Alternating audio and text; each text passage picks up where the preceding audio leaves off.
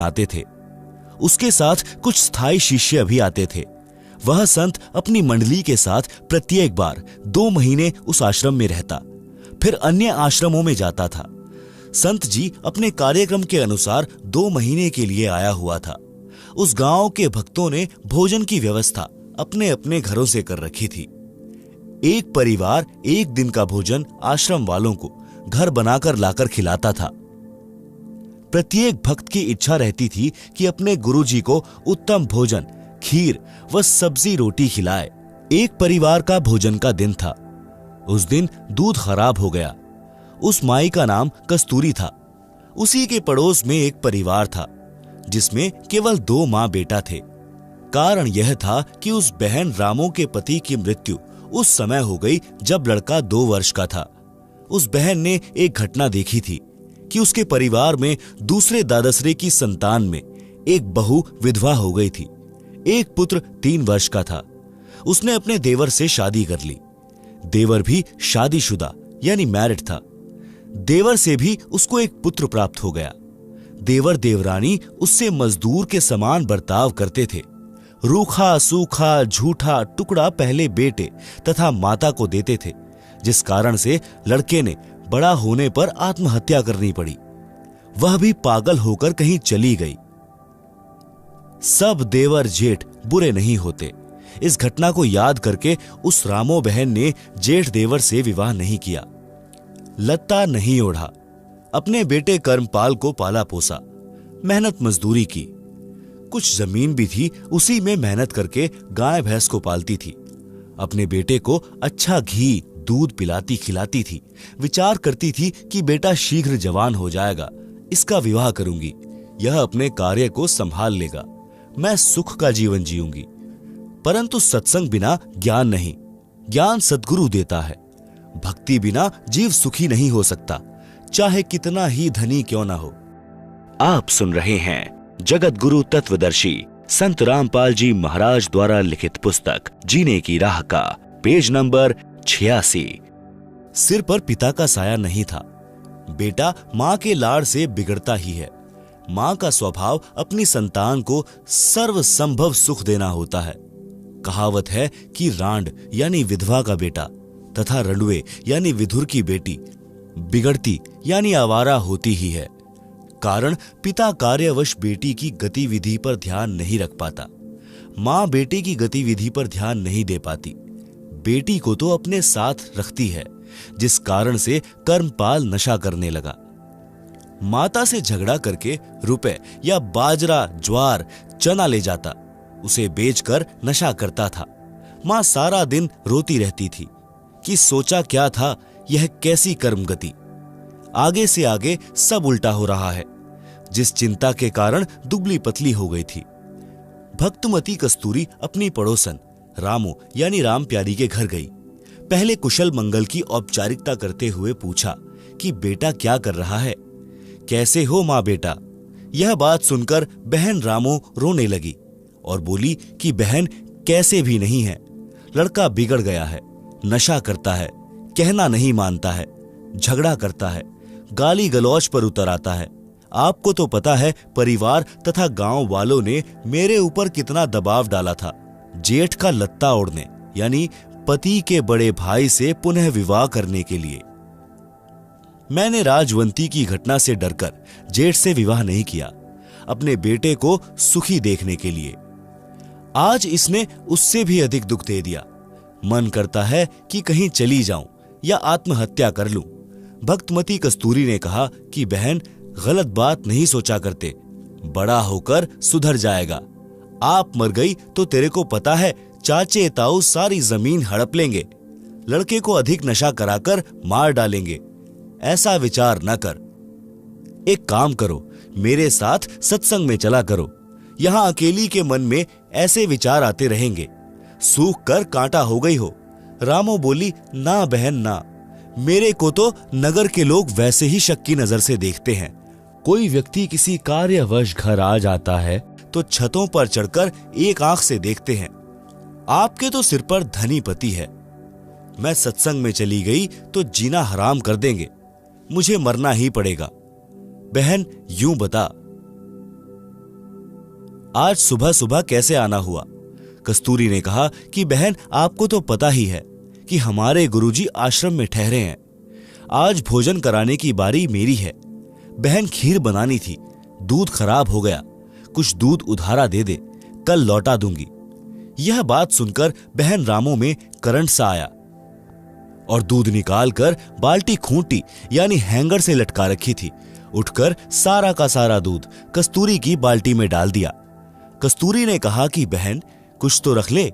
रामो बोली, बहन, न जाने कौन से जन्म का पुण्य उदय हुआ है, मुझ निर्भाग का दूध पुण्य में लगेगा। बस बहन ले जा, संतों भक्तों को भोजन करा।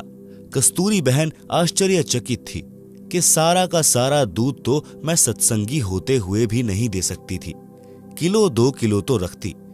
बहन रामो को तो सत्संग की प्रेरणा की आवश्यकता है।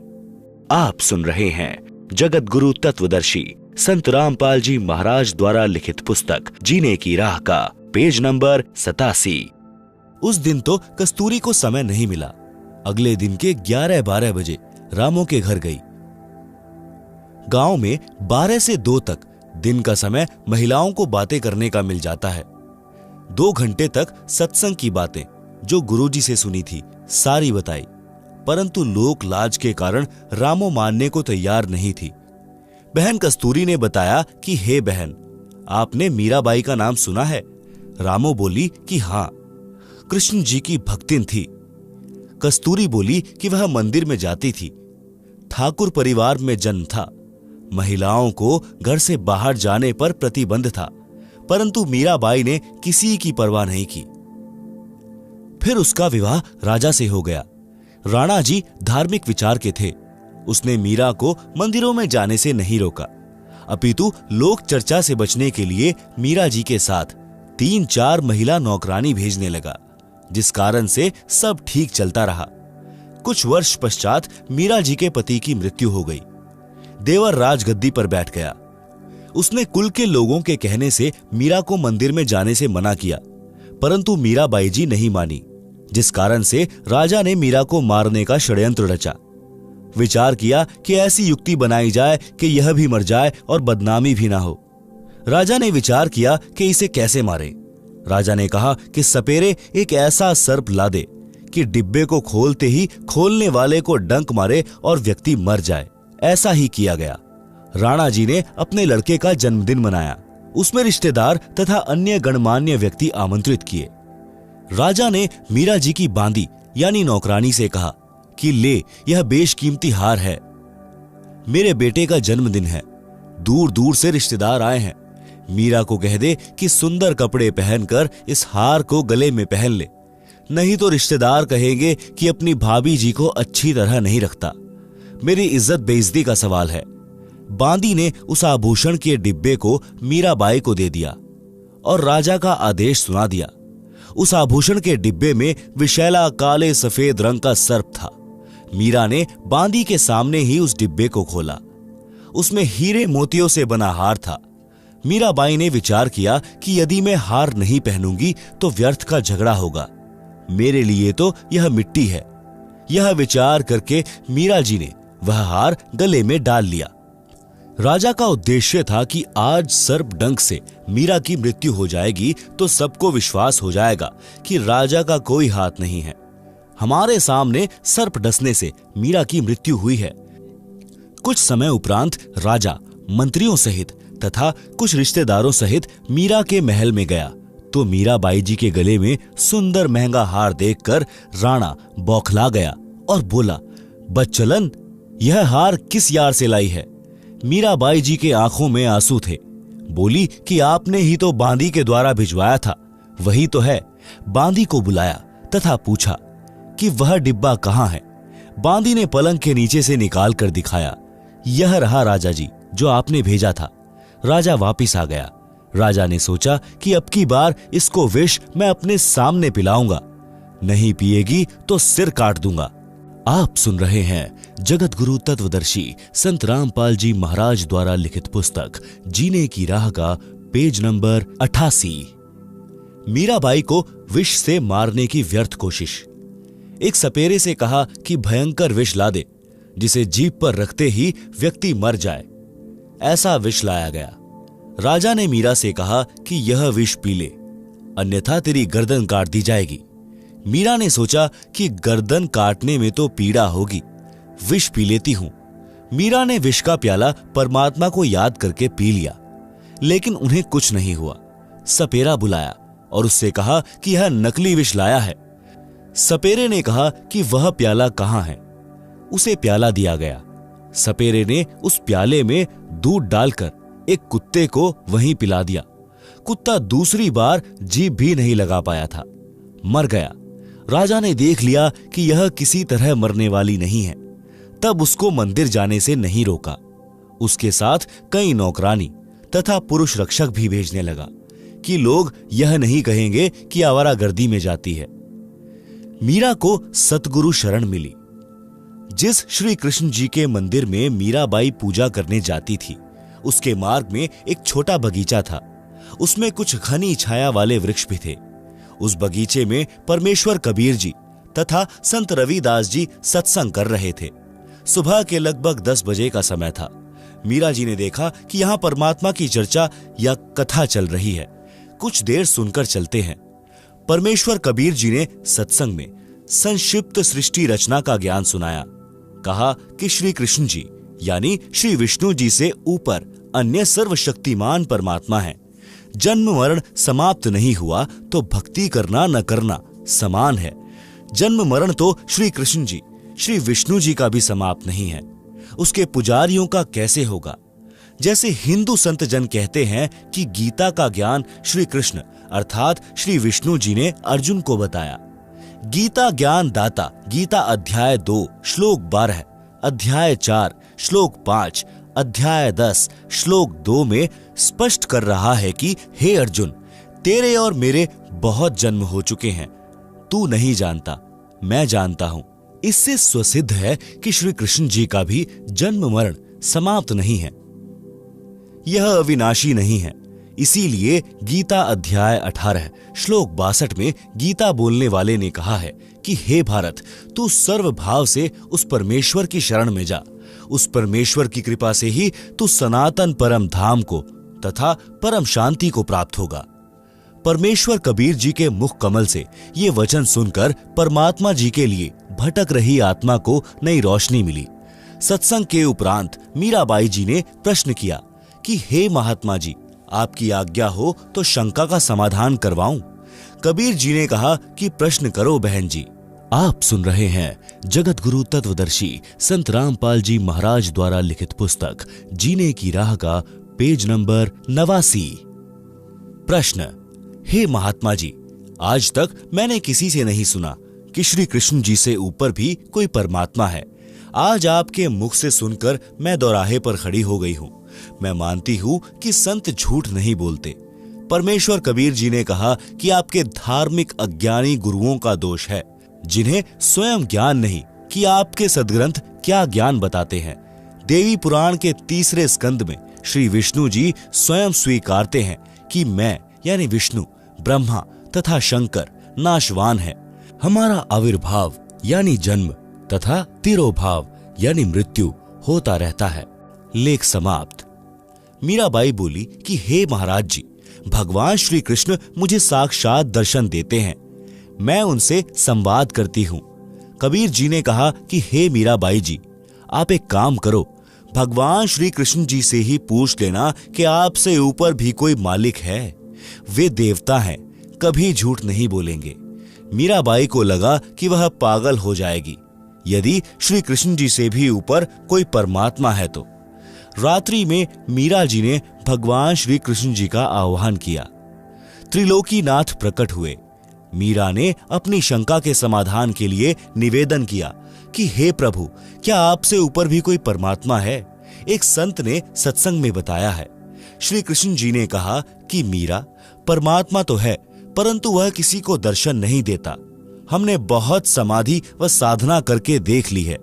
मीराबाई जी ने सत्संग में परमात्मा कबीर जी से यह भी सुना था कि उस पूर्ण परमात्मा को मैं प्रत्यक्ष दिखाऊंगा, सत्य साधना करके उसके पास सतलोक में भेज दूंगा। मीराबाई ने श्री कृष्ण जी से फिर प्रश्न किया कि क्या आप जीव का जन्म मरण समाप्त कर सकते हो? श्री कृष्ण जी ने कहा कि यह संभव नहीं।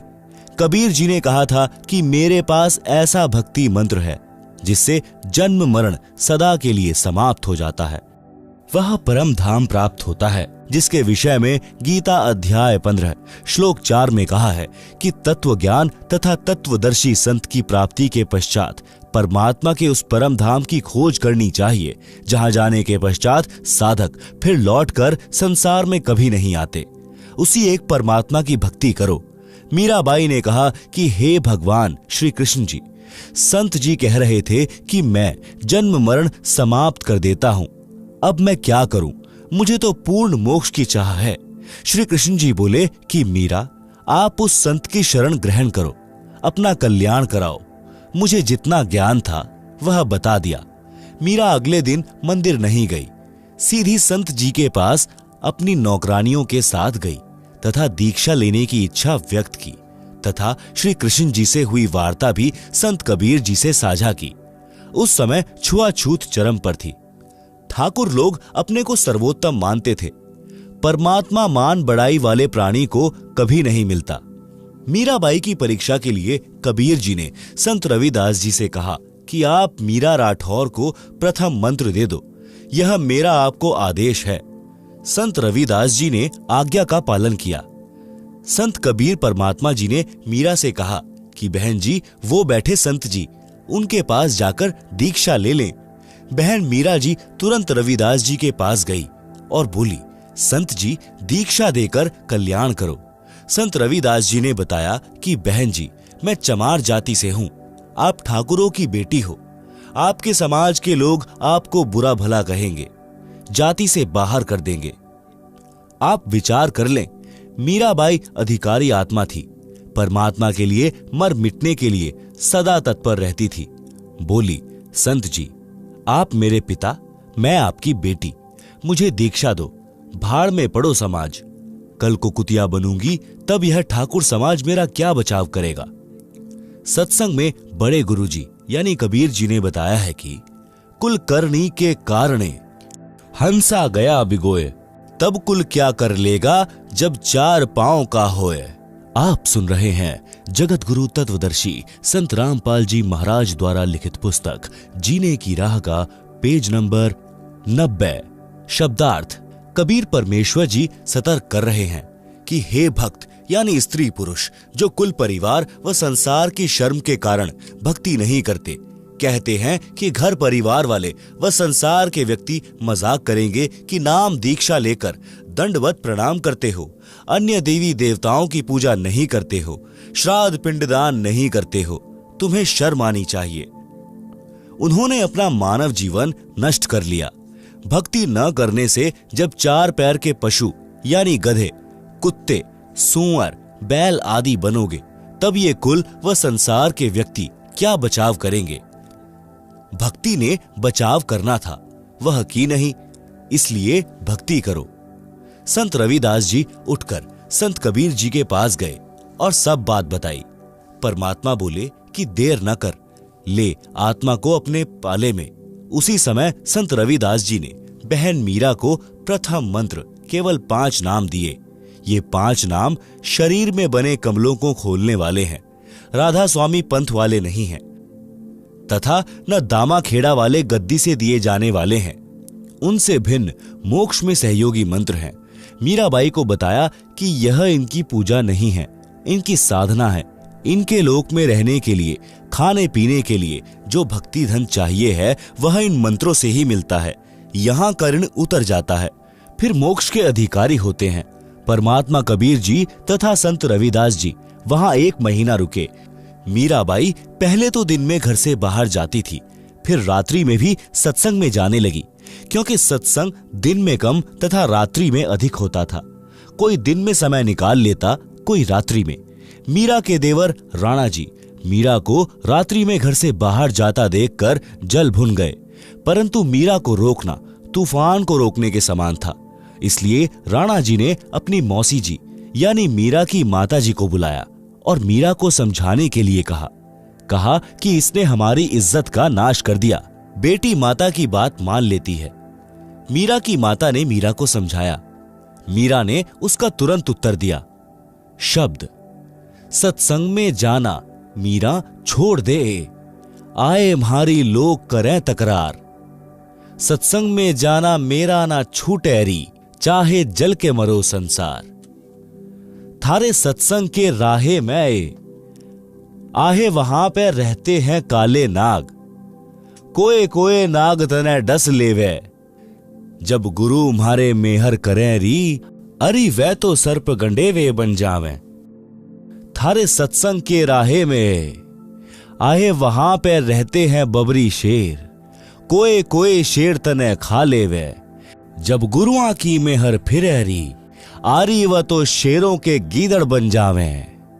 थारे सत्संग के बीच में आहे वहां पे रहते हैं साधु संत, कोए कोए संत तने ले रमे, तेरे री मन में माता पाप है री।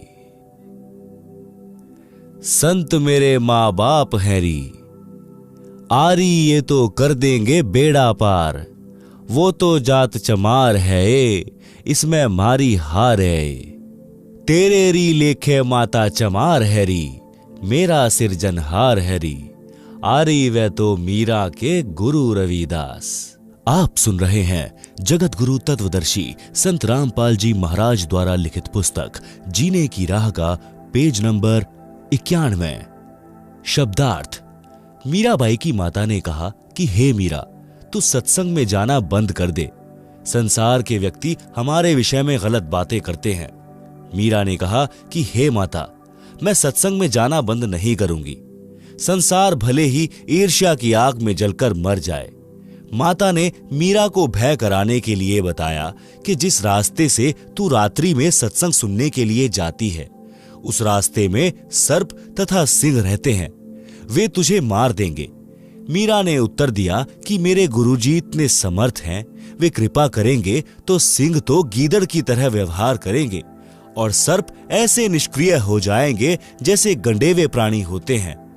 जो सर्प जैसे आकार के होते हैं परंतु 6 या 8 इंच के लंबे और आधा इंच गोलाई के मोटे होते हैं, वे डसते नहीं। मीरा की माता ने फिर कहा कि सत्संग सुनने वाले स्थान पर कुछ युवा भक्त पुरुष भी रहते हैं, कोई तेरे को कहीं ले जाएगा और गलत कार्य करेगा। मीरा ने उत्तर दिया कि हे माता, आपके मन में दोष है, इसीलिए आपके मन में ऐसे विचार आए हैं। हे माता, वे संत व भक्त तो मेरे माता पिता के समान हैं, वे ऐसा गलत कार्य नहीं करते। मीरा की माता ने छुआछूत के कारण मीरा को रोकना चाहा। कहा कि हे मीरा, तेरा गुरु रविदास तो अनुसूचित जाति का चमार है, इससे हम राजपूतों की बेइज्जती हो रही है, सत्संग में जाना बंद कर दे। मीरा ने कहा कि हे माता, आपके विचार से मेरे गुरुजी अनुसूचित जाति के चमार हैं, मेरे लिए तो मेरे परमात्मा हैं, मैं उनकी बेटी, वे मेरे पिता हैं, सत्संग में जाना बंद नहीं होगा। यह कथा सुनकर राम प्यारी यानी रामू की आंखें सी खुल गई। अगले दिन कस्तूरी के साथ सत्संग में गई और एक सत्संग सुनते ही दीक्षा ले ली। फिर एक दिन के भोजन की सेवा मांगी। सब परिवारों ने कहा कि बहन, हम अपनी सेवा नहीं छोड़ सकते, गुरुजी अगली बार आएंगे तब तेरी बारी लगवा देंगे। भक्तमती रामो को तो पल की भी चैन नहीं थी, रोने जैसा चेहरा कर लिया। उसी समय कस्तूरी बोली कि बहन, आगे जब मेरी बारी आएगी तो सुबह का भोजन मैं करा दूंगी, रात्रि का आप करा देना। आप सुन रहे हैं जगत गुरु तत्वदर्शी संत रामपाल जी महाराज द्वारा लिखित पुस्तक जीने की राह का पेज नंबर 92। रामों की खुशी का ठिकाना नहीं रहा, कहीं कहीं पैर टिके। बारी आने पर रात्रि का भोजन तैयार किया। खीर, हलवा, सब्जी, मांडे यानी पतले रोटी फुलके बनाए, परंतु लीला सद्गुरु की। रामों को तेज बुखार हो गया, शरीर अंगार की तरह जलने लगा, एक कदम भी चलने की हिम्मत नहीं रही। उसी समय रामों का लड़का आ गया। बहन रामो ने कहा कि बेटा, आज मेरा एक काम कर दे, तेरा जिंदगी भर एहसान नहीं भूलूंगी। बेटा, मैंने गुरु बनाया है, आज रात्रि का भंडारा तेरी ताई भक्तमती कस्तूरी की बारी से मांग कर लिया है। बेटा देख, मेरे को तेज बुखार हो गया है, बदन आग की तरह जल रहा है, चलने की हिम्मत नहीं है। लड़का बोला कि मुझे समय नहीं है, मैं ना देकर आऊं भोजन आश्रम में। माताजी, आप उस आश्रम में ना जाया करो। मुझे आपके बारे में बहुत कुछ सुनना पड़ता है। यह सुनकर भक्तमती रामो फूट फूट कर रोने लगी। लड़के को दया आई, परंतु झुंझलाकर बोला, कहाँ है भोजन, दे आता हूं। रामो बहन तुरंत उठी और सब भोजन दे दिया। लड़का उस भोजन को एक तसले में रखकर आश्रम में ले गया। रामो गुरुजी से बार बार निवेदन करती थी कि गुरुजी, लड़का नशा करता है, घर की ठौर बिटोड़ा कर रखा है, बात नहीं मानता, उसको भी शरण में ले लो महाराज। अगले दिन लड़के को आश्रम में देखकर अन्य भक्त तथा भक्तमती कहने लगे कि गुरुजी ने सुन ली रामो दुखिया की, बेटा स्वयं भोजन लेकर आ गया। गुरुजी को पता चला तो हर्ष हुआ कि बेटी रामो बस की, सुन ली भगवान ने। लड़का बोला, महाराज जी, मेरी माता जी को ज्वर हो गया है, मैं भेजा हूं, भोजन करो। संत जी भोजन के लिए बैठ गए और सोचा, लड़का पहली बार आया है, कुछ ज्ञान सुना दूं। संत जी ने कहना शुरू किया कि बेटा, माता पिता की सेवा करनी चाहिए, उनकी आज्ञा का पालन करना चाहिए, मोक्ष के लिए गुरु बनाकर सत्य भक्ति करनी चाहिए। नशे ने तो बड़े बड़े घर उजाड़ दिए। लड़का तो जला भुना बैठा था, उसे तो पल पल की देरी महसूस हो रही थी, क्योंकि उस रात्रि में उसने अपने साथी चोरों के साथ राजा के घर में चोरी करने जाना था। रात्रि के 12 बजे से बाहर मंदिर में इकट्ठा होकर चोरी करने जाना था। उनकी कल्पना थी कि रानियों के महंगे महंगे हार होते हैं, वे चुरा कर लाएंगे, माला माल हो जाएंगे। इसलिए लड़का संत जी से बोला कि बाबा जी, जल्दी भोजन खा लें, मुझे शिक्षा की आवश्यकता नहीं है। संत जी को अच्छा सा नहीं लगा। मन में विचार किया कि रामो वास्तव में दुखी है इस शैतान से। खाना खाते ही बिना बर्तन धोए बर्तन उठाकर चल पड़ा नगर की ओर। आधे रास्ते से अधिक तय करने के पश्चात उसके पैर में मोटी शूल यानी कीकर का कांटा लग गई। पैर में बहुत पीड़ा हुई, चलने में भी कठिनाई हुई। जैसे तैसे घर आया। आंगन में बर्तन पटक कर लगा अपनी माता को उल्हाने देने। आज ही तेरे गुरुजी के दर्शन किए, आज ही मेरे भाग फूट गए, मेरे पैर में कांटा लग गया, मैं चलने लायक भी नहीं रहा। आज के पश्चात आश्रम की ओर मुख करके भी न सोऊं। रामो का बुखार हल्का हो चुका था। शीघ्र उठी और कांटा लगे पैर को धोया। उसके ऊपर तेल की गाद यानी तेल के नीचे जमा मैल को कपड़े से बांध दिया और सुबह कांटा निकलवाने की योजना बनाई।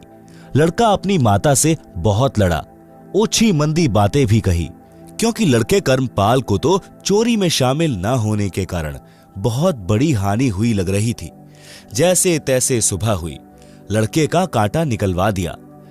आप सुन रहे हैं जगत गुरु तत्वदर्शी संत रामपाल जी महाराज द्वारा लिखित पुस्तक जीने की राह का पेज नंबर 93। माता यानी रामो घर के कार्य में लग गई। कुछ देर में एक बैंड बाजा बजता हुआ आया। नगर निवासियों को पता होता था कि इस प्रकार का साज उस समय शहर में बजाया जाता है जब किसी को मौत की सजा दी जाती है। इसलिए प्रत्येक व्यक्ति अपने अपने घरों के बाहर खड़े हो जाते थे और जाना करते थे कि किसको किस कारण सूली तोड़ा जा रहा है। राजा के सिपाही उन चारों व्यक्तियों से कहलवा रहे थे कि अपना दोष बताओ। वे कह रहे थे कि हम राजा के घर चोरी करने गए थे, हमने घोर अपराध किया है, आज शाम को हमें सूली पर चढ़ाया जाएगा। कोई सुनता हो तो कभी ऐसी गलती ना करना। कर्मपाल को अपने साथी चोरों को पहचानते देर नहीं लगी और माजरा भी समझ गया। रामो बोली कि ठीक हुआ और करना चोरी, तुम्हें यही सजा चाहिए थी, करके खाया नहीं जाता। रामो अपने घर में चली गई। कर्मपाल द्वार पर भयभीत स्थिति में डरा डरा सा खड़ा रहा। फिर घर में जाकर जोर जोर से रोने लगा। रामो ने देखा कि कर्मपाल क्यों रो रहा है। पूछा कि बेटा क्या हो गया? कांटा भी निकल गया, अब क्या दर्द हो रहा है? कर्मपाल उठा और अपनी माता के सीने से लिपट गया। बोला, माँ, भला हो आपके गुरुजी का जिसने तेरे बेटे की सूली की सजा कांटे में टाल दी। माँ, आज तेरा बेटा सूली चढ़ना था। माँ, आप कैसे जीवित रहती? रामो बोली कि मेरा बेटा क्या चोर है? क्यों टूटता सूली? चोरों को सजा मिलती है। कर्मपाल बोला, हाँ मां, तेरा बेटा चोर था। आज के बाद कसम है मां तेरी, कभी नशा नहीं करूंगा। आपके साथ सत्संग में चला करूंगा, आपके साथ घर के काम में हाथ बटाऊंगा। मैं अपनी जिंदगी में अपनी मां को कभी दुखी नहीं करूंगा। रामो बोली कि रे निकम्मे, चोरी भी तो करने लग गया था। लड़का बोला कि हाँ मां, पक्का चोर हो गया था। धन्य है आपके सतगुरु, धन्य है मेरी मां, जिसे ऐसे महापुरुष की शरण मिली है। मां, आज ही चल, मुझे दीक्षा दिलाकर ला। रामू तुरंत लड़के को भक्तमती कस्तूरी के पास ले गई। सब वृतांत बताया। कस्तूरी भी सब कार्य छोड़कर उनके साथ आश्रम में गई और गुरुजी का धन्यवाद किया। सब घटना को बताया, लड़के को नाम दिलाया। एक अन्य गांव के सत्संगी परिवार की लड़की से कर्मपाल का विवाह हो गया। पूरा परिवार सत्संग में आने लगा तथा सेवा करके सुखी जीवन जीने लगा। रामो तो सत्संग के रंग में ऐसी रंगी, जब जब सतगुरुजी मंडली समेत आकर आश्रम में रुकते, वह तो सुबह चली जाती, देर शाम को आती और सेवा करती, बर्तन साफ करती, गुरुजी के वस्त्र धोती। सत्संग का तो एक शब्द भी नहीं छोड़ती थी। एक समय सर्दी का मौसम था। सुबह 10 बजे सत्संग शुरू हुआ। आप सुन रहे हैं जगत गुरु तत्वदर्शी संत रामपाल जी महाराज द्वारा लिखित पुस्तक जीने की राह का पेज नंबर 94। गुरुजी ने रामो से बोला कि बेटी, वस्त्र धोला नदी पर, धूप थोड़ी देर रहती है, सत्संग के बाद जाएगी तो वस्त्र सूख नहीं पाएंगे। रामो बहन वस्त्र बाल्टी में डालकर चल पड़ी। नदी थोड़ी दूरी पर थी। कपड़े पानी में बाल्टी में भिगोकर सोडा डाल दिया। सोचा कि जितनी देर वस्त्र सोडा में भीगेंगे तब तक सत्संग सुनाती हूं। आश्रम के बाहर दीवार के साथ कान लगाकर सत्संग वचन सुनने लगी। सत्संग समापन पर सत साहिब की ध्वनि सुनी तो रामो को कपड़े याद आए। दौड़ी दौड़ी नदी की ओर चली और डरी हुई थी कि आज तो गलती हो गई, गुरुजी के वचन की अवहेलना हो गई, मेरे ऊपर डांट पड़ेगी। गुरुजी नाराज हो गए तो मेरी तो सेवा पर पानी फिर जाएगा। हे भगवान, यह कौन बनी? इन्हीं विचारों में नदी पर पहुंची तो देखा कि बाल्टी खाली थी और वस्त्र धोकर झाड़ियों पर सुखा रखे थे जो सूख चुके थे। रामो उन बहनों से बोली जो पहले से नदी पर अपने वस्त्र धो रही थी कि हे बहनों, ये वस्त्र आपने धोकर सुखाए हैं क्या? सब अन्य महिलाएं रामो की ओर देखने लगी। एक बोली कि बहन, तेरा दिमाग चल गया है क्या या मजाक कर रही है? आप स्वयं तो कपड़े धो रही थी बेसब्री होकर। हमारे भी छींटे लग रहे थे, तेरे को टोका भी था कि धीरे धीरे कपड़े धो। तू खुद झाड़ियों पर सुखा कर गई थी, अब क्या भांग का नशा कराई है? रामो रोने लगी और सब कपड़े उठाकर बाल्टी में डालकर आश्रम की ओर चली। आश्रम में किसी सेवादार ने रामो को आश्रम के बाहर बैठे सत्संग सुनते देर तक देखा था। उसने गुरुजी को बताया कि आज आपके कपड़े गीले ही रहेंगे, क्योंकि रामो तो सत्संग समापन तक बाहर दीवार के कान लगाकर सत्संग सुन रही थी, अभी गई है कपड़े धोने। इतने में रामो ने आश्रम में प्रवेश किया और कपड़े गुरुजी के पास रखकर फूट फूट कर रोने लगी। संत जी ने कपड़े छुए तो पूर्ण रूप से सूखे थे। रामो से रोने का कारण पूछा तो बताया कि गुरुजी, आपने दुखी होकर स्वयं कपड़े धोए हैं, मेरे से गलती हो गई। मैंने ऐसे ऐसे सोचा था कि कुछ देर सत्संग सुनकर कपड़े धोऊंगी, परंतु ध्यान नहीं रहा। गुरुजी बोले कि बेटी, परमात्मा कबीर जी रामो बनकर कपड़े धो गए हैं। ज्यों बच्छा गऊ की नजर में यू साई कू संत, भक्तों के पीछे फिरे भक्त वत्सल भगवंत। शब्दार्थ, जैसे गाय अपने बच्चे के ऊपर एक टक नजर रखती है कि कोई पशु पक्षी या मनुष्य मेरे बच्चे को मार न दे, इसी प्रकार परमात्मा अपने भक्त के ऊपर दृष्टि रखता है। जैसे गाय का बच्चा खेलता कूदता किसी ओर दौड़ जाता है तो गाय भी उसके पीछे पीछे उसकी सुरक्षा के लिए दौड़ती है। इसी प्रकार परमात्मा जो भक्तों का हितकारी है, अपने भक्तों के पीछे पीछे फिरता है, उनकी सुरक्षा के लिए साथ रहता है। परमात्मा ने अब्राहिम सुल्तान अधम को नरक से निकालने के लिए बांदी रूप स्त्री बनकर शरीर पर कोरड़े खाए थे। बेटी, दुखी ना हो, तेरा उद्देश्य गलत नहीं था। परमात्मा तो सच्ची लगन व भाव के भूखे हैं। रामो शांत हुई। सत्संग से रामो बस गई। मोक्ष भी मिला। आप सुन रहे हैं जगत गुरु तत्वदर्शी संत रामपाल जी महाराज द्वारा लिखित पुस्तक जीने की राह का पेज नंबर 95।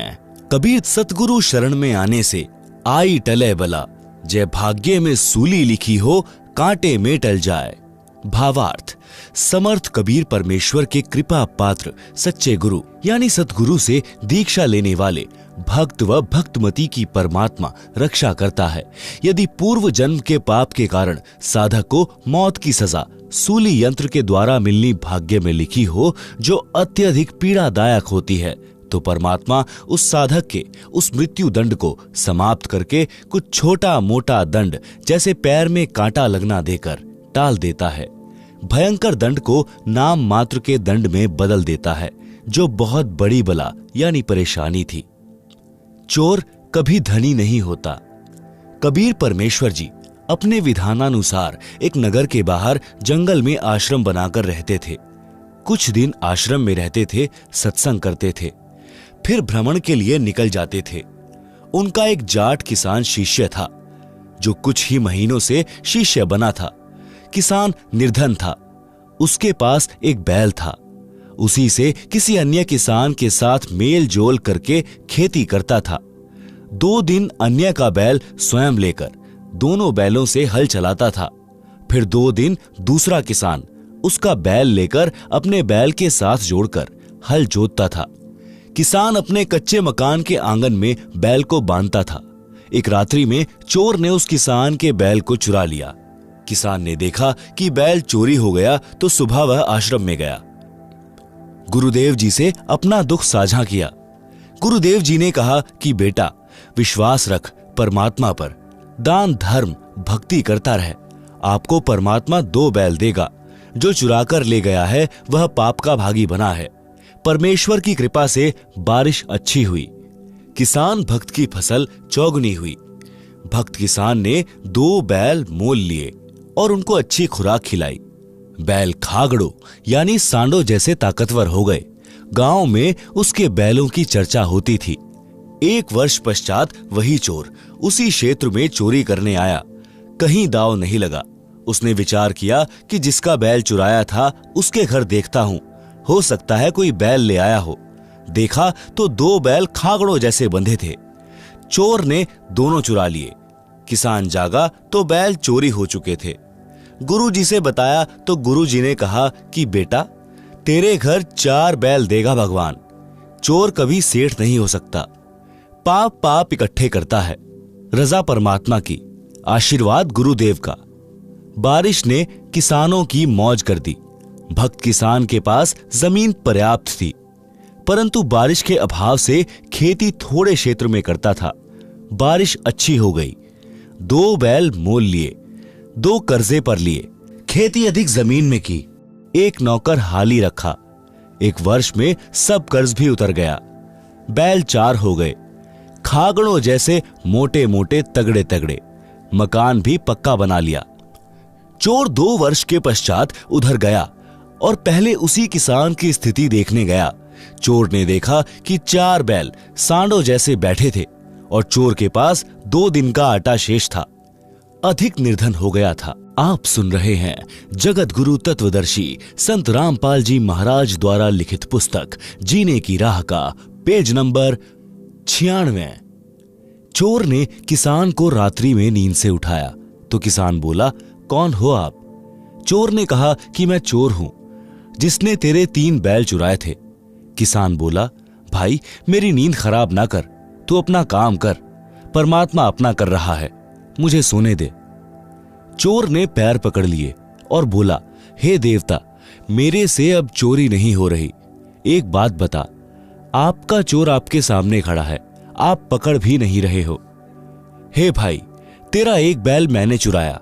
तेरे घर अगले वर्ष 2 बैल खागड़ों जैसे बंधे थे, वे दोनों भी मैं चुरा ले गया।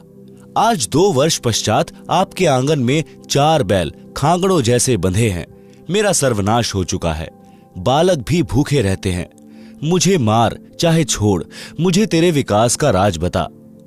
मैं भी जाट किसान हूं, जमीन भी है, निर्धनता बेअंत है।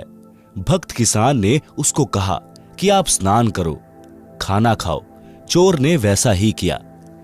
फिर भक्त उस चोर को आश्रम में लेकर गया, गुरुदेव से सब घटना बताई। गुरुदेव ने चोर को समझाया। 7-8 दिन भक्त किसान ने अपने घर पर रखा और प्रतिदिन गुरु जी से मिलाकर सत्संग सुनाया। चोर ने दीक्षा ली। गुरु जी ने कहा कि भक्त बेटा, नए भक्त को एक बैल दे दे उधारा, खेती करेगा तेरे पैसे लौटा देगा। भक्त ने कहा, गुरु जी ठीक है। भक्त किसान ने नए भक्त को एक बैल दे दिया।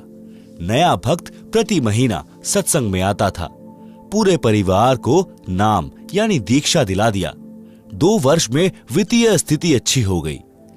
एक बैल तथा 3 पहले वाले यानी चोरी वाले बैलों के रुपए लेकर चोर भक्त उस किसान भक्त के घर आया। उसके बच्चे भी साथ थे।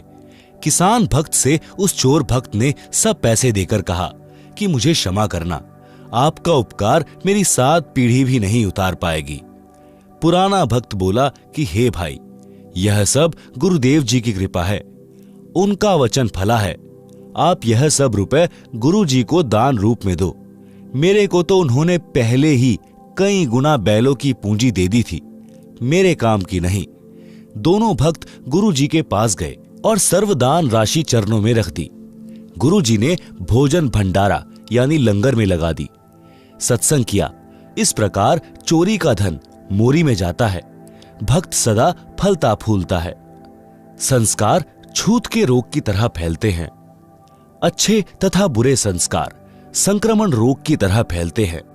जैसे भक्त के हाथ से बोए गए बीज में भी भक्ति संस्कार प्रवेश होते हैं। जो उस अन्न को खाता है उसमें भी भक्ति की प्रेरणा होती है। यदि कोई नशा करने वाला तथा किसी प्रकार के अन्य विचारों को मन में मंथन करता हुआ हाली बीज बोता है तो उस बीज में भी उसके विचार प्रवेश होते हैं जो उस अन्न को खाने वाले को प्रभावित करते हैं। उदाहरण, एक बहन ने गुरु दीक्षा ले रखी थी। उसके घर पर गुरुजी आए तथा साथ में एक शिष्य भी था। उस बहन की बहन भी किसी कार्यवश उसी दिन आ गई। आप सुन रहे हैं जगत गुरु तत्वदर्शी संत रामपाल जी महाराज द्वारा लिखित पुस्तक जीने की राह का पेज नंबर 97। उसका दामाद मृत्यु को प्राप्त हो गया था। लड़की के छोटे छोटे बच्चे थे। वह बहुत चिंतित थी। रह रहकर विचार उठ रहे थे कि बेटी का निर्वाह कैसे होगा। बेटी तो उजड़ गई। देवर जेठ किसी के नहीं होते। बच्चों को कौन पालेगा? हे भगवान, यह क्या बनी? कौन से जन्म का पाप आड़े आ गया? उपदेशी बहन भोजन बनाने लगी तो उसकी बहन उसकी सहायता करने लगी। अधिक भोजन उस बहन ने बनाया जिसका दामाद मर गया था। संत भक्त खाना खाकर सो गए। सुबह भक्त ने गुरुदेव जी से कहा कि हे गुरुदेव, आज रात्रि में निद्रा के दौरान मन बहुत दुखी रहा, जैसे मेरा दामाद मर गया। बेटी के छोटे छोटे बच्चे हैं, उनकी बेहद चिंता सताती रही। इनका क्या होगा, कैसे निर्वाह होगा? गुरुजी ने अपनी शिष्या से पूछा कि बेटी, रात्रि का भोजन किसने बनाया था? उसने उत्तर दिया कि मेरी छोटी बहन आई है, उसने बनाया था। संत ने पूछा कि उसको कोई कष्ट है क्या? शिष्या ने उत्तर दिया कि गुरुदेव, कष्ट तो बहुत ज्यादा है। लड़की के छोटे छोटे बच्चे हैं, दामाद की मृत्यु हो गई है। सारा सारा दिन मेरी बहन इसी चिंता में रहती है। दिन में कई कई बार यह कहती रहती है कि बेटी का क्या होगा, कैसे बच्चों का पालन करेगी। गुरुजी ने शिष्य को बताया कि उस बेटी के विचार भोजन में प्रविष्ट हुए और खाने वाले को प्रभावित किया। मेरे को भी यही परेशानी सारी रात रही थी। इसी प्रकार यदि भक्ति, नाम स्मरण या आरती या संतों की वाणी का मनन करते करते भोजन बनाया जाए तो खाने वाले में वे सुसंस्कार अच्छी प्रेरणा करते हैं। भक्ति की रुचि बढ़ती है। कोई हाली गाने रागनी गाता हुआ बीज बोता है या खाना बनाने वाली गाने या रागनी गाते हुए भोजन बनाती है तो उस अन्न में वे संस्कार प्रवेश हो जाते हैं। उसे खाने वाले का स्वभाव भी उसी प्रकार बकवाद करने को प्रेरित होता है, जिसका परिणाम वर्तमान 1997 के आसपास में दिखाई दे रहा है। अच्छाई में कम, बुराई में अधिक संख्या में मानव लगा है। यदि संतों की वाणी, पाठ, आरती, स्मरण करने वालों की संख्या अधिक हो जाएगी तो वातावरण भक्तिमय हो जाएगा। प्रत्येक व्यक्ति के मन में भक्त जैसे भाव उपजेंगे।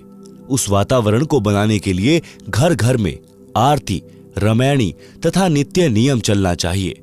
गुरु से दीक्षा लेकर नाम का स्मरण करना चाहिए, जिससे वातावरण में भक्ति के विचारों के तत्व अधिक भर जाएंगे तथा बुरे संस्कारों वाले विचार ऊपर उठ जाएंगे।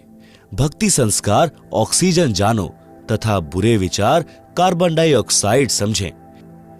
ऑक्सीजन रूपी भक्ति संस्कार के सिलेंडर खोलने पड़ेंगे, यानी सदग्रंथ साहिब के पाठ पर पाठ करने पड़ेंगे तथा तीनों समय की संध्या यानी नित्य कर्म करने होंगे, स्मरण करना होगा।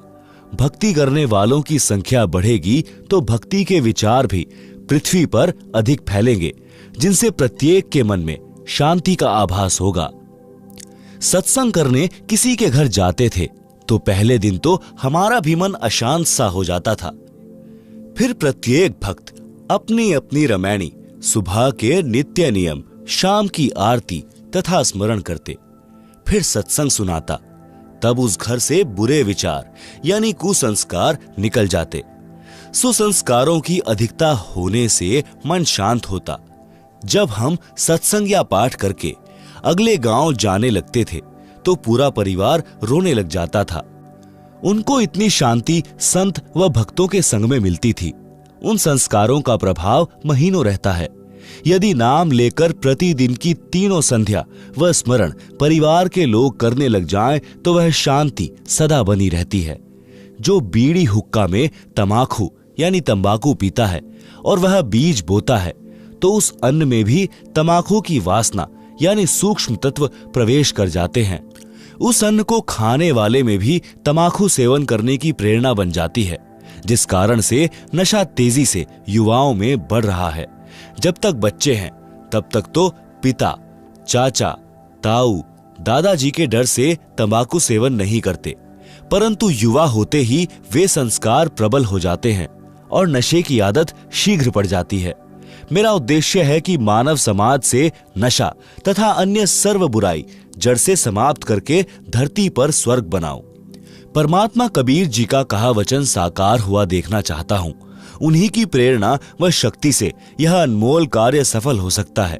यह दास तथा मेरे अनुयायी सच्ची नीयत से इस मिशन की सफलता के लिए प्रयत्नशील हैं। सफलता की पूरी आशा है। आप सुन रहे हैं जगत गुरु तत्वदर्शी संत रामपाल जी महाराज द्वारा लिखित पुस्तक जीने की राह का पेज नंबर 98। सांसारिक ची चू में ही भक्ति करनी पड़ेगी। एक थानेदार घोड़ी पर सवार होकर अपने क्षेत्र में किसी कार्यवश जा रहा था। ज्येष्ठ यानी जून का महीना, दिन के 1 बजे की गर्मी। हरियाणा प्रांत। एक किसान रहट से फसल की सिंचाई कर रहा था। बैलों द्वारा कोल्हू की तरह रहट को चलाया जाता था। बाल्टियों की लड़ी यानी चैन जो पुली यानी चक्री के ऊपर चलती थी, जिससे कुएं से पानी निकलकर खेत में जाने वाली नाली में गिरता था। रहट के चलने से जोर जोर की ची चू की आवाज हो रही थी। दरोगा तथा घोड़ी दोनों प्यास से व्याकुल थे। थानेदार ने पानी पीने तथा घोड़ी को पिलाने के लिए रहट की ओर प्रस्थान किया। रहट से हो रही जोर जोर की ची चू की आवाज से घोड़ी भड़क यानी डर कर दूर भाग गई। थानेदार ने किसान से कहा कि इस ची चू को बंद कर। किसान ने बैलों को रोक दिया। रहट चलना बंद हो गया। कुएं से पानी निकलना बंद हो गया। जो पानी पहले निकला था उसे जमीन ने अपने अंदर समा लिया। दरोगा घोड़ी को निकट लाया तो देखा कि नाली में पानी नहीं था। दरोगा ने कहा कि हे किसान, पानी निकाल। किसान ने बैल चला दिए। रहट से ची चू की आवाज और पानी दोनों चलने लगे। घोड़ी फिर फड़क गई और 1 एकड़ यानी 200 फुट की दूर पर जाकर रुकी। दरोगा ऊपर बैठा था। दरोगा ने फिर कहा कि किसान, शोर बंद कर। किसान ने बैल रोक दिए। पानी नाली से जमीन में जाते ही समाप्त था। घोड़ी को निकट लाया। पानी नहीं मिला तो फिर पानी निकालने का आदेश दिया। रहट चलते ही घोड़ी दौड़ गई। किसान ने कहा कि दरोगा जी, इस रहट की ची चू में ही पानी पीना पड़ेगा, नहीं तो दोनों मरोगे। दरोगा घोड़ी से उतरा, लगाम पकड़कर धीरे धीरे घोड़ी को निकट लाया। चलते रहट में ही दोनों ने पानी पिया और जीवन रक्षा की। इसलिए सांसारिक कार्यों को करते करते ही भक्ति, दान, धर्म स्मरण करना पड़ेगा। अवश्य कीजिए। आप सुन रहे हैं जगत गुरु तत्वदर्शी संत रामपाल जी महाराज द्वारा लिखित पुस्तक जीने की राह का पेज नंबर 99। अब भक्ति से क्या होगा? आयु तो थोड़ी सी शेष है। जिला जींद में गांव मनोरपुर में भक्त राम कुमार जी के घर 3 दिन का पाठ तथा सत्संग हो रहा था। गांव में पुरुष सत्संग को पाखंड मानते हैं, क्योंकि पुराने जमाने में सत्संग का आयोजन वृद्ध स्त्रियां करती थी। रात्रि में सत्संग करती थी, दिन में पुत्र वधू को, भाई भतीजों को गालियों से कोसती यानी बद्दुआ देती थी। कोई कोई तो दूसरे के बिटोड़े से गोसे यानी उपले तक चुरा लेती थी। कभी पकड़ी जाती थी तो बदनामी होती थी। इसी तरह की घटनाओं से सत्संग नाम से लोगों को एलर्जी थी। भक्त राम कुमार जी के पूरे परिवार ने दीक्षा ले रखी थी। उनको पता था कि यह सत्संग भिन्न है। जब राम कुमार जी के पिताजी को पता चला कि हमारे घर में बड़ा बेटा सत्संग करा रहा है, तो बहुत बेइज्जती मानी और सोचा कि गांव क्या कहेगा। इसलिए वह वृद्ध 3 दिन तक अपने बड़े बेटे के घर पर नहीं आया। छोटे बेटे के घर चौबारे में रहा। दिन में खेतों में चला जाए, रात्रि में चौबारे में हुक्का पीवे और दुख मनावे कि ये कैसे दिन देख रहा हूं। रात्रि में दास यानी लेखक ने सत्संग किया। लाउड स्पीकर लगा रखा था। राम कुमार के लड़के को पता था कि दादाजी ऊपर चौबारे में हैं। उसने एक स्पीकर का मुख दादाजी के चौबारे की ओर कर दिया। सत्संग का वचन सुनना वृद्ध की मजबूरी बन गई। 2 दिन सत्संग सुनकर वृद्ध तीसरे दिन पाठ के भोग पर राजकुमार जी के घर आ गया। राजकुमार जी की पत्नी ने बताया कि मैंने सोचा था कि बूढ़ा बात बिगाड़ने आया है, महाराज जी को गलत बोलेगा। पाठ का भोग लगने के पश्चात राजकुमार जी के पिताजी मेरे सामने बैठ गए और कहने लगे, महाराज जी, मैं तो इस सत्संग से घना नाराज था, परंतु 2 दिन आपकी बात सुनी, मेरे को झंझोड़ कर रख दिया। मैंने तो मनुष्य जीवन का पूरा ही नाश कर दिया। मैंने 8 एकड़ जमीन और मोल ली, दोनों बेटों को पाला पोसा, दिन रात खेती के काम में लगा रहा। आपके विचारों से पता चला कि मैंने तो जीवन नाश कर दिया। अब 75 वर्ष की आयु हो चुकी है, अब भक्ति से क्या बनेगा। यह बात कहकर वह वृद्ध रोने लगा। हिचकी लग गई। मैंने उसे सांत्वना देते हुए कहा कि आप विश्वास करो, अब भी कुछ नहीं बिगड़ा है। एक उदाहरण तो गुरुजी से इस दास यानी रामपाल दास ने सुना था। बताया कि जैसे कुएं में बाल्टी छूट गई हो और उसकी नेजू यानी रस्सी जो बाल्टी से बांधी जाती है, जिससे बाल्टी द्वारा कुएं से पानी निकाला जाता है। पुराने समय में कुएं लगभग 100-150 फुट गहरे होते थे, भी कुएं में जा रही हो।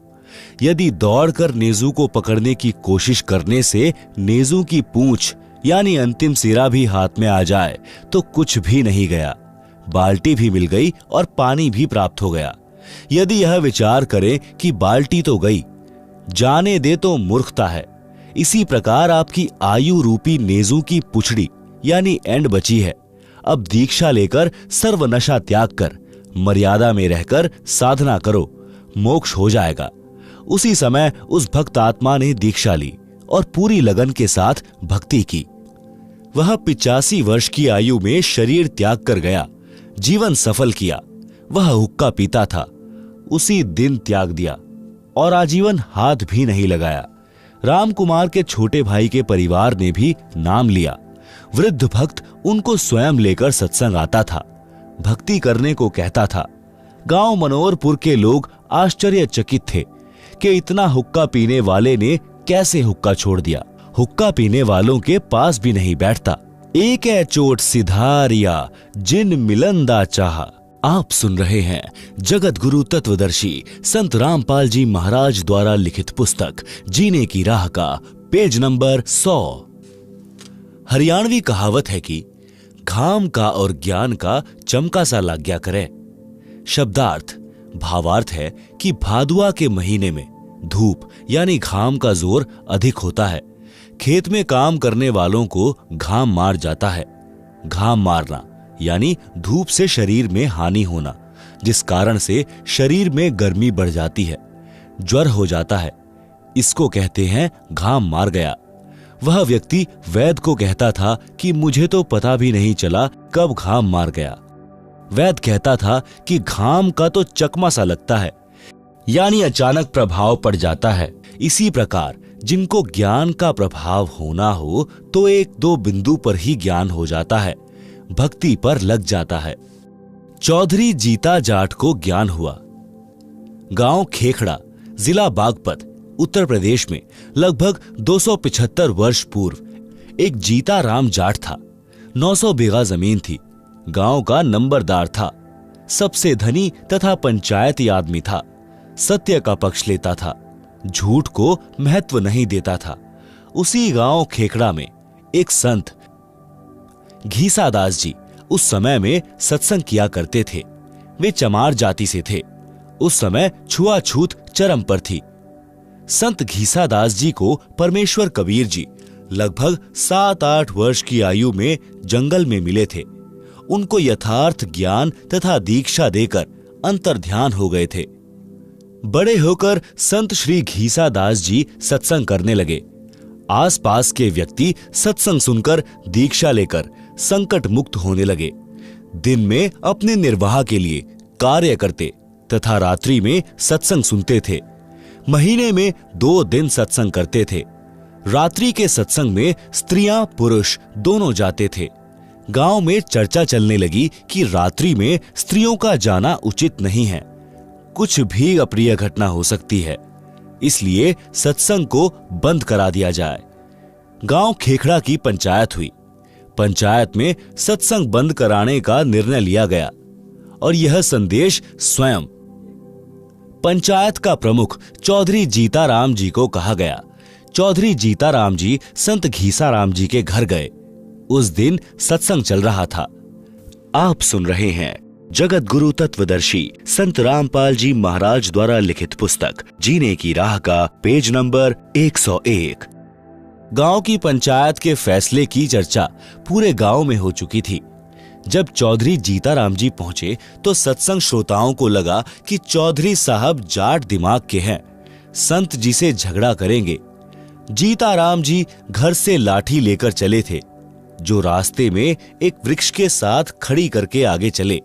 विचार आया कि भक्त कोई झगड़ा थोड़े ही करते हैं, अच्छी सभा में लाठी लेकर जाना पंचायती को शोभा नहीं देता। सत्संग चल रहा था। चौधरी साहब ने विचार किया कि कुछ इसकी बात सुनता हूं, फिर कह सुन लूंगा। सत्संग में वही ज्ञान बताया गया जो आप जी हरलाल जी के प्रकरण में पढ़ाए हैं। चौधरी साहब तो भावुक हो गए। आंखों से आंसुओं की धारा बह चली। उठकर संत घीसा जी के चरणों में सिर रख दिया और कहा कि हे गुरुदेव, मुझ अपराधी को मार चाहे छोड़, गलती बहुत बड़ी कर दी है। मैं तुच्छ जीव सत्संग बंद करने का आदेश लेकर आया हूं। क्षमा करो प्रभु। आप दिल खोलकर सत्संग करो, कोई नहीं रोकेगा। संत घीसा जी ने कहा कि चौधरी साहब, जो काम करने आए थे वह कीजिए। जीता जाट फिर रोने लगा और बोला, क्षमा करो, मुझे दीक्षा दो। चौधरी जीताराम जाट जी भक्त बन गए। स्वयं भी रात्रि में सत्संग सुनने लगा। गांव खेखड़ा के घर घर में चौधरी साहब जीताराम जी की संत घीसाराम जी की शरण में जाने की निंदा होने लगी। कहने लगे, संत घीसाराम सेवड़ा है, जादू जंत्र जानता है, गांव के चौधरी पर तांत्रिक क्रिया करके अपने वश कर लिया है, सम्मोहन जंत्र मंत्र जानता है। चौधरी जीताराम जी के घर वाले, लड़के तथा भाई, चाचा ताऊ सब जीताराम जाट तथा घीसाराम संत के विरोधी हो गए। गांव वाले चौधरी जीताराम से कहने लगे कि चौधरी साहब, बुढ़ापे यानी वृद्धावस्था में आप भी बिगड़ गए। चौधरी जीताराम जी को आध्यात्मिक धाम मार गया था, यानी ज्ञान का प्रबल प्रभाव हो गया था। वह कहते थे कि हे गांव वालों, मेरे तो भाग्य जाग गए जो मैं भक्त बन गया और आपकी नजर में बिगड़ गया। भगवान करे मेरे की ढब यानी तरह तुम सारे बिगड़ जाओ, बिना बिगड़े काम नहीं चलेगा। कुछ दिनों के पश्चात गांव की पंचायत हुई और संत घीसा दास जी तथा भक्त जीताराम जी को गांव छोड़ने का फरमान सुना दिया। दोनों गुरु शिष्य तुरंत गांव छोड़कर दूर स्थान पर एक गांव में सत्संग करके जनता को समझाने लगे। बहुत से व्यक्ति अनुयायी हो गए। संतों के चले जाने के पश्चात गांव खेकड़ा में अकाल मृत्यु होने लगी।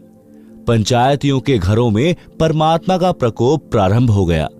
किसी के चारे में आग लगे, किसी के पशु मरने लगे, किसी के परिवार में प्रेत बोलने लगे, किसी की बेटी विधवा हो गई, किसी को अधरंग की शिकायत।